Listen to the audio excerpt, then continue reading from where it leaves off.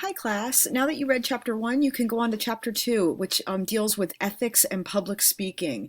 Ethics is very important in this class, and this chapter goes over some really good information that you might not have thought of when dealing with a speech course. So ethics, question of ethics are central to the art of public speaking. Ethics is a branch of philosophy that deals with issues of right and wrong in human affairs. And ethical issues arise when we ask whether a course of action is moral or immoral, fair or unfair, just or unjust, honest or dishonest. And questions of ethics come into play whenever a public speaker faces an audience. So there's a few guidelines to ethical speaking that your text goes over, and I'll go into in a little more detail. Just as there are guidelines for ethical behavior in other areas of life, so are there guidelines for ethical behavior in public speaking.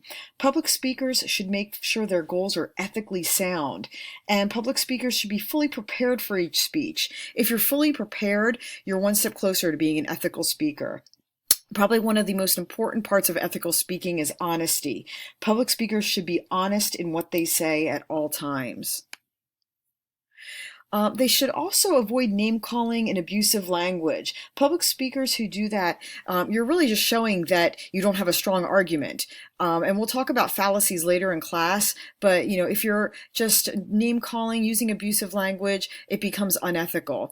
And public speakers should put ethical principles into practice. So like I said before, name calling is strictly prohibited in public speaking, and it will really hurt your grade on your speeches. This is using language to defame, demean, degrade individuals or groups. And again, especially with persuasive speaking, if you're, name calling, that just means that you didn't do your homework and you don't have a strong argument. Probably one of the most important things to avoid, and you will get an automatic 0 on your speech, is plagiarism, presenting language and ideas of someone else as your own. Plagiarism is one of the most serious ethical lapses a public speaker can commit. Plagiarism, presenting another person's language or ideas as your own, it's a serious offense. And like I said, you will get a 0 on your speech if I find out that you plagiarize it.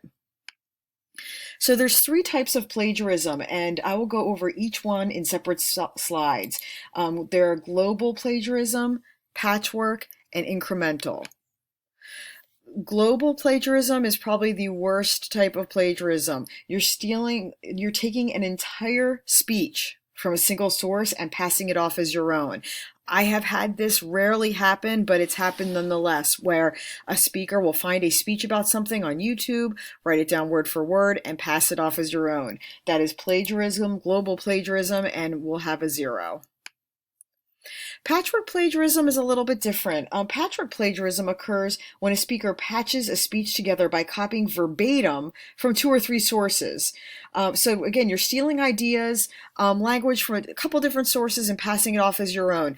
Patchwork plagiarism also would get a 0 because you're really taking information from other people and pretending like it's yours. You're not doing your own work. Incremental plagiarism usually doesn't get a 0, but it does affect your grade. It's failing to give credit for parts borrowed from other sources. So it's when the speaker fails to give credit for, specific parts, increments of the speech that are borrowed from other people.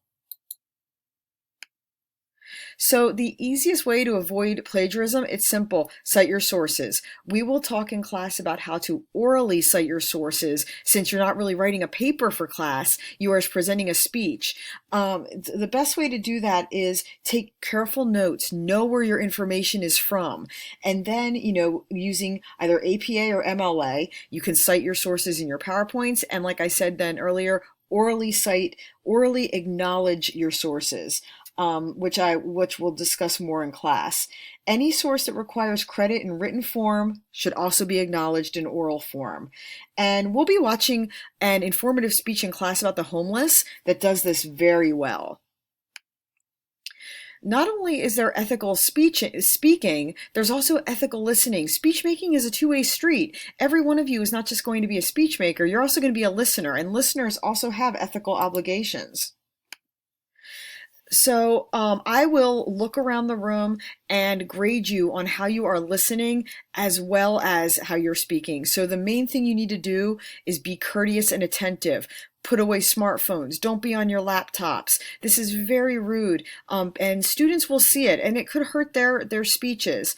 Avoid prejudging the speaker. I said this in the other lecture that for chapter 1, that just because you might not agree with someone doesn't mean you're going to prejudge what you think they're going to say.